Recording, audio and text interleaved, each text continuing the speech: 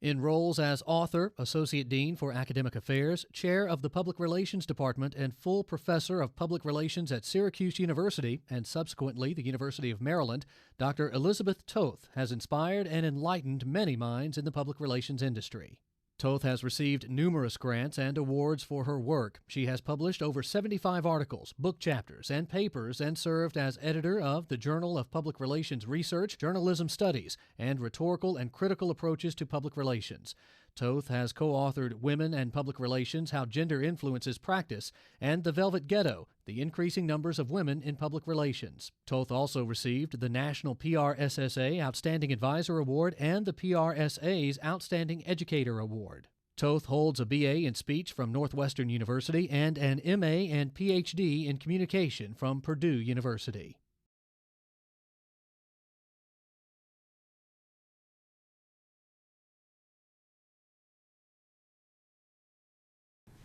A definition would be the ability to focus on a mission, to gather people together, to actually create actions to achieve goals and objectives. And I think that can emerge in different people at different times, given different situations.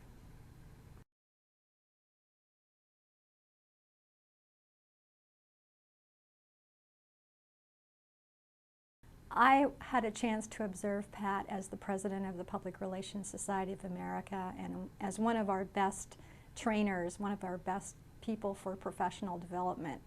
He was both intellectually gifted, but also he had the ability to inspire and to really make you want to do the best that you could do.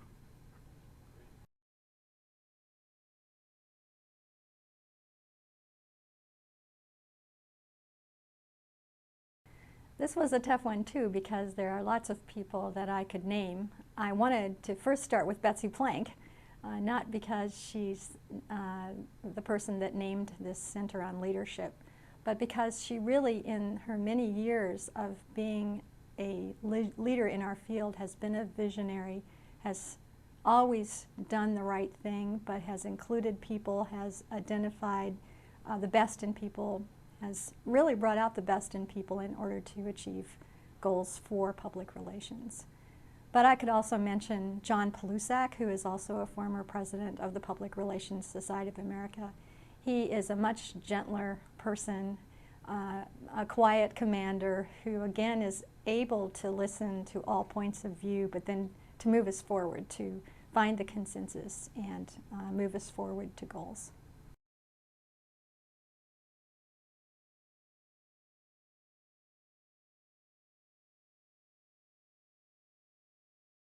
Well, I do want to pick Pat Jackson because, first of all, he was knowledgeable, but he valued knowledge, and he insisted that we build the knowledge in the field.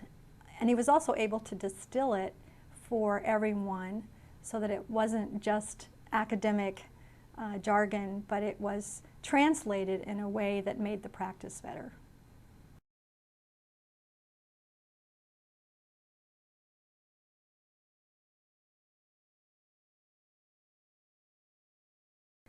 I don't think they're different. I do think that there are many similarities, but I'd like to choose two that I think are distinct.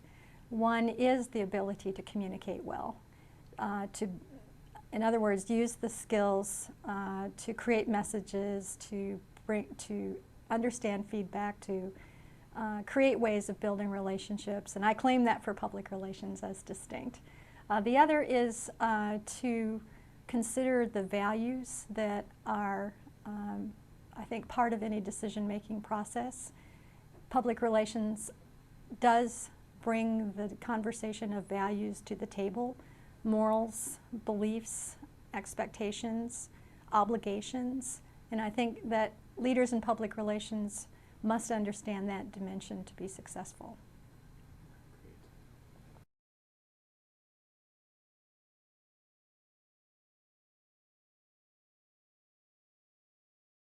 I think so, because each organization has a different culture and it has different goals and objectives.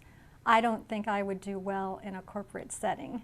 I have more skills, I think, in a nonprofit setting. where there is more need to build collaborative relationships.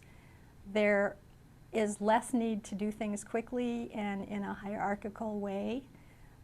So I think that I wouldn't be very successful in authoritarian settings or corporate settings where decisions have to be made very quickly with a small group of people. I do better with big groups of people and with the problems always changing.